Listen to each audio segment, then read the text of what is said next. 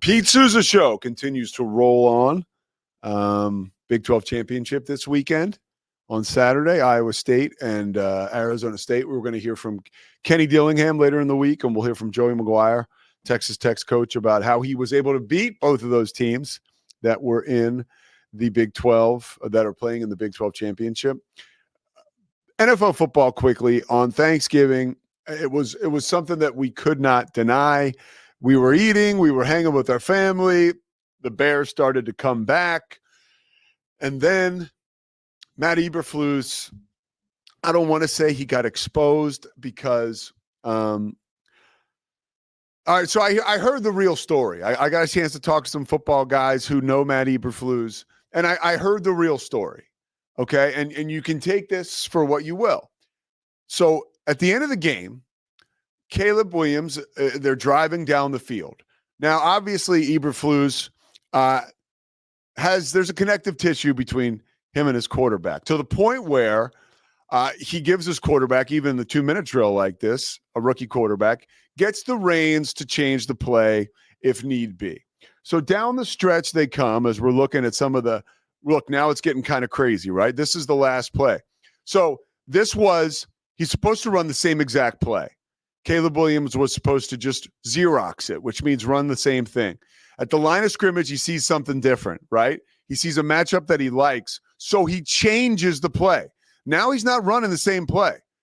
He goes all the way down the field, throws that pass, and time expired. Now, that's different than what Matt Eberflus had called for, run the same play, right? Now, look, you can't go into you don't take those timeouts with you, okay? You can't go into next week with that extra timeout.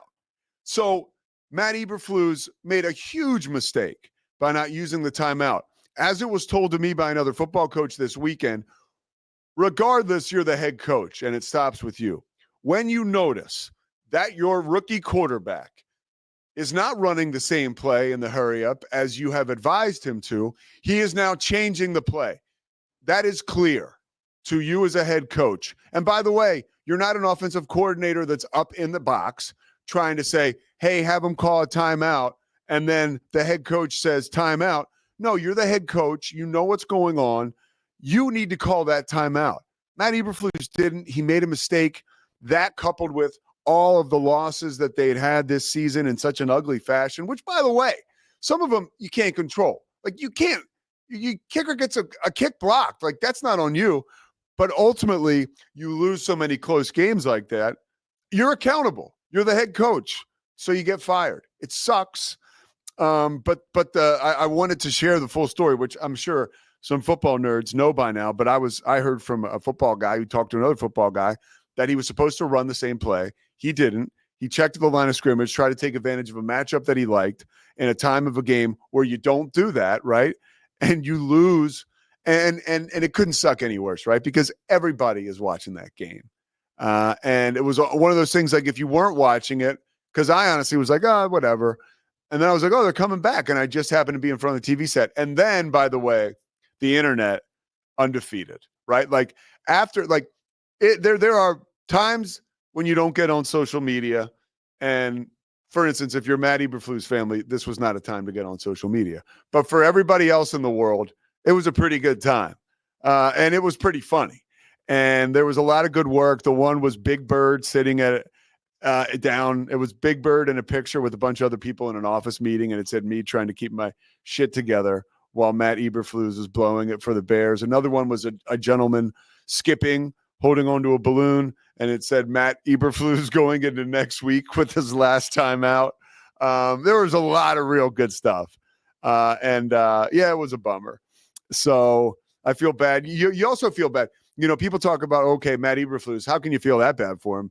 He's going to make another $5 million next year, but his assistants are the ones that really kind of get hosed. So tough stuff for them. Cowboys win later in the day. Now it's a whole nother, and I got to talk to our boy Mosley about this, but now we've got a whole nother Cowboys conundrum, because I'm going to call up the Cowboys schedule here, okay?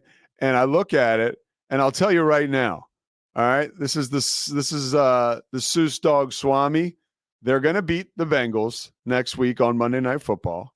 Okay. That's like a gimme. I'm saying I'm giving it to the Cowboys. Okay. That's a pick 'em. I'm going Cowboys. They're going to beat the Panthers in Carolina.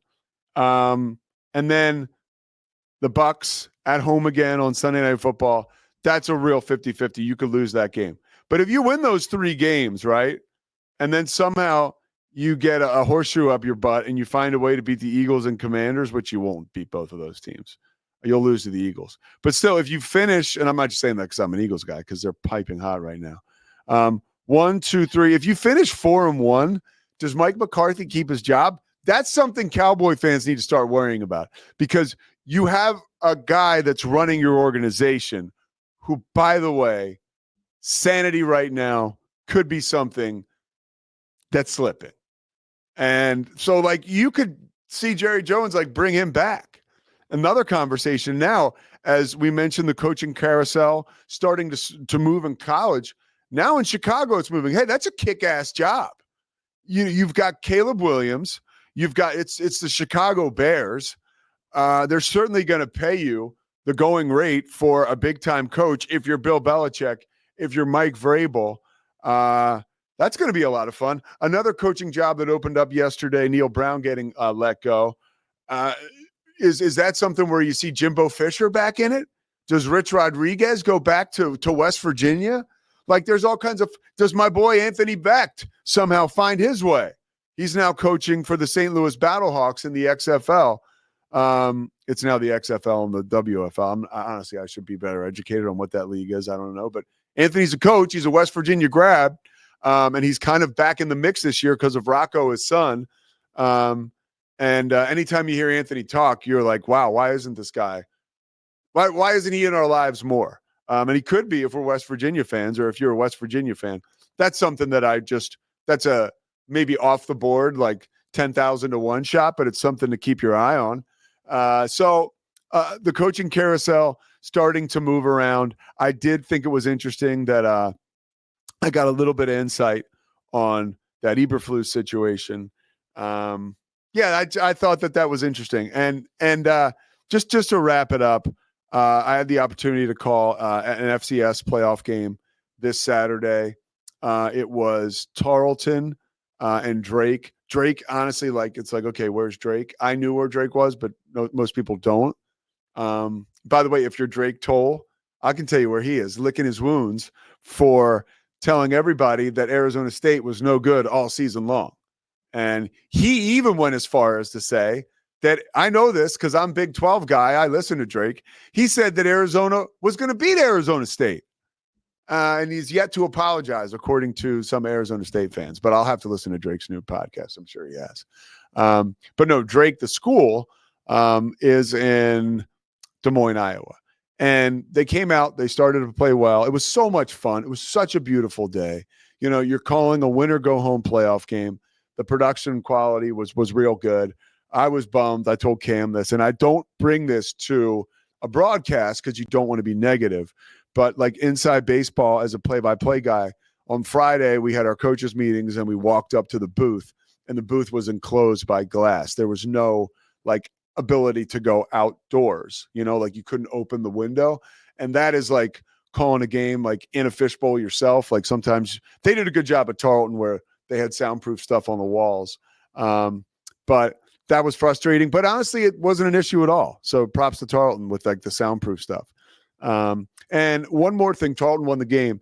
Coach Todd Whitten and his team at the FCS level. Now, this is one of those, I did sports information. I did PR. And when you're writing game notes and you come up with all kinds of interesting stuff, right? Well, my man Jake with Tarleton Sports Information, his game notes were awesome. And he had in there that since 2018, Tarleton State has a 731 winning percentage. And that is the highest of any Division I and Division II school or Division II school in the state of Texas, college football, winning percentage, which go ahead. Props to Tarleton. That's pretty awesome. And they hit the transfer portal pretty good. One Baylor kid. Let's wrap up with this story. Dante Stewart, right? Not Baylor kid, a Waco kid. He played at La Vega. He had seen he had trouble getting playing time. he goes into his senior year. He's done. He's ready to leave the school, and he gets a job coaching at La Vega. And he was going to leave. He was done. And they talked him into coming back to Tarleton to play one more year, and he has kicked ass all year long. So it was a lot of fun. Calling football is a lot of fun. There was a couple other things I won't mention. My spotting charts were screwed up, and I had to go talk to the company that does them and say I was disappointed. I hate having to say anything to anybody about that because I always think it's back on me. I went over these boards beforehand. I actually caught one mistake, and then during the game, this free safety for Drake made an amazing stop on a 4th down, and I was looking all over my board, and I couldn't find it. I couldn't find who it was, and I had the spotter, and he couldn't find him. Finally, he picks up the sheet. We go down like the roster, and we see it's number 11, who on the spotting board was number 19. So Caleb Bowling, I'm sorry, I didn't get to say your name on the biggest play you probably made your whole career. And that ultimately it is my fault. The same reason Matt Eberflus got fired, right? So there you go, folks. Nothing like being compared to Matt Eberflus on the Monday after he got fired. Coming up next, we're talking to Cam Stewart, all things Christian Laettner, a special segment, the Pete Sousa Show, powered by Slovakics. Coming up, Cam.